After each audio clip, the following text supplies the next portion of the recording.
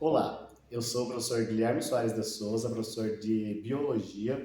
A aula de hoje será ministrada para a primeira série do ensino médio. O conteúdo que nós vamos abordar é sobre a origem da vida. Dentro do conteúdo de origem da vida, nós temos várias teorias. As principais são a biogênese, biogênese e o criacionismo. Primeiramente, o que é uma teoria? Teoria é algo tá, de uma hipótese, algo assim de um achismo, tá? Uma conjuntura baseada no achismo. Um exemplo voltado para a nossa realidade. Suponhamos que nós moramos em uma casa branca.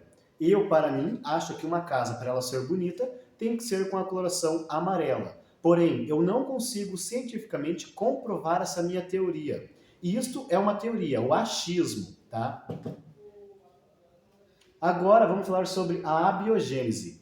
Primeiramente, o que é a biogênese? O A significa não, o bio significa vida e o gênese significa primeiro, tá? Essa teoria, ela nos relata que nós não precisamos ter uma primeira vida para gerarmos outra vida, tá? Em si, nascem as coisas da matéria inanimada, sim, geração espontânea.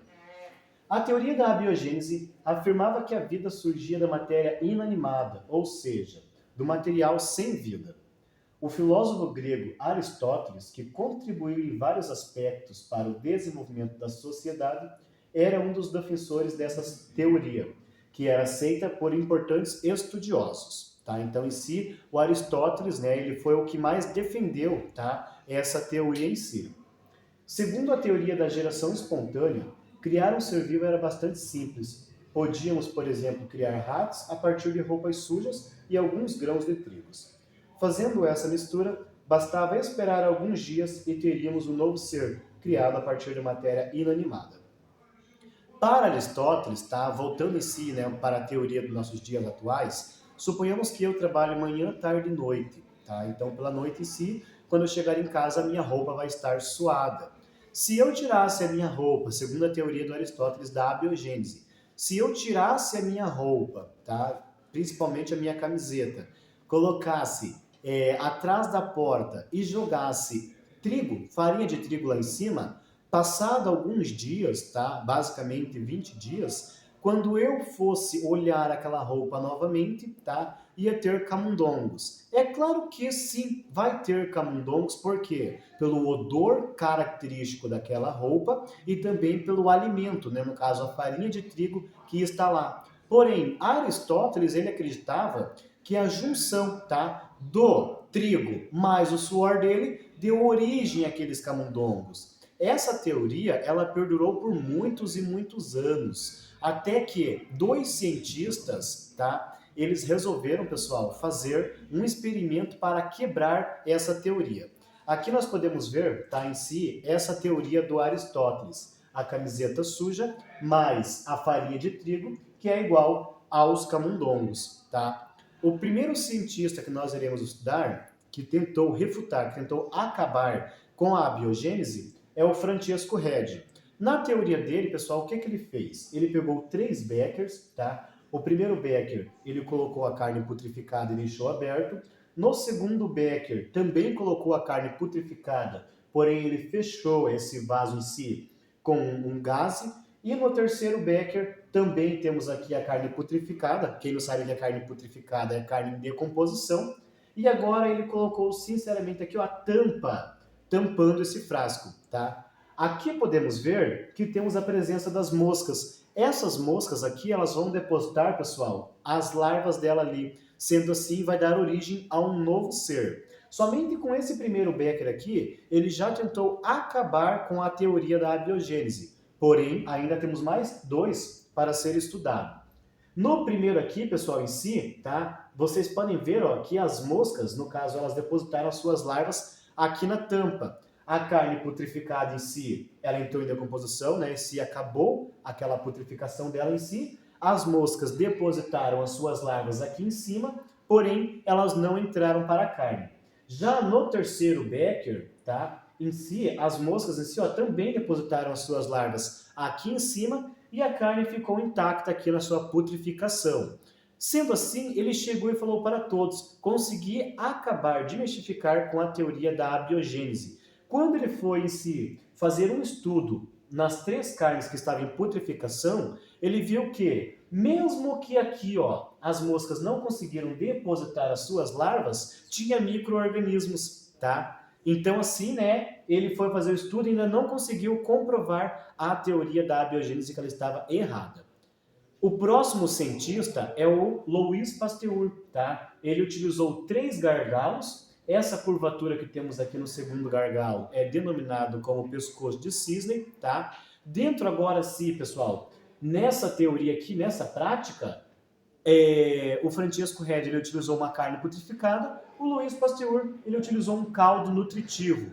Como o colega dele anterior já havia utilizado a carne putrificada e lá sim foi, né, em si os micro-organismos, o Louis Pasteur resolveu fazer o quê? Colocou o caldo nos 3 becers, porém ele resolveu ferver para esterilizar, tá, e matar todos os micro-organismos que estavam presentes ali naquela prática.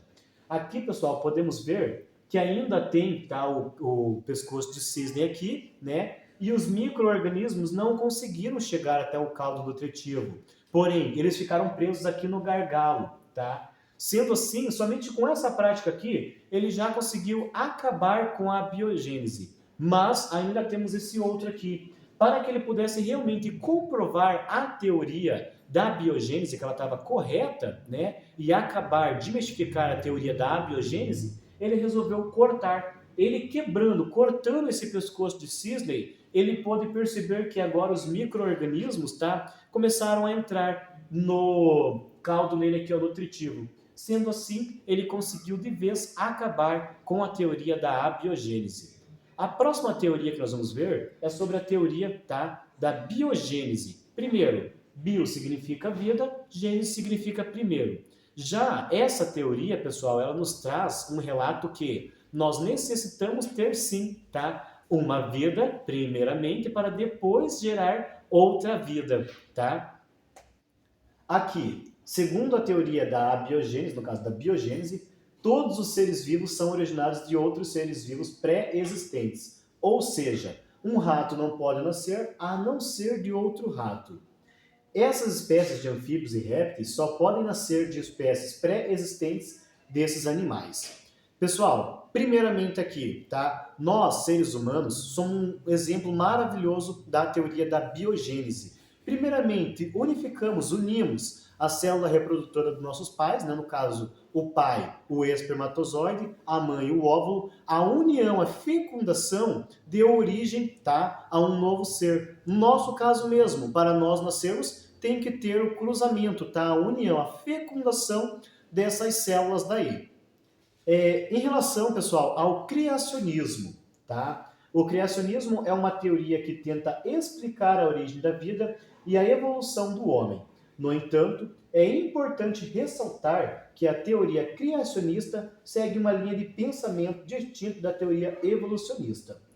O criacionismo, ele se baseia na fé da criação divina, como narrado na Bíblia Sagrada, tá? Basicamente, pessoal, a teoria do criacionismo, ela nos relata que um ser, tá, todo-poderoso, um divino de luz, denominado como Deus, ele simplesmente olhou, tá, para o universo, olhou para aquele campo vago e disse: haja luz, haja vida, e assim se fez todos os estilos de vida, tá? De acordo com a teoria criacionista, uns tópicos principais para tentar comprovar essa teoria. Deus criou o homem e os demais seres vivos já na forma atual há menos de 10 mil anos. Deus teria criado todos os seres vivos seguindo um propósito e uma intenção. O homem foi feito à imagem e semelhança de Deus e, portanto, não descendentes de primatas. A perfeição dos seres vivos comprova a existência de um Criador inteligente. Pessoal, então, o que nós aprendemos na aula de hoje? Primeiramente, o significado, né, de uma teoria e as 3 origens da vida, tá? Aguardo vocês na próxima aula daí.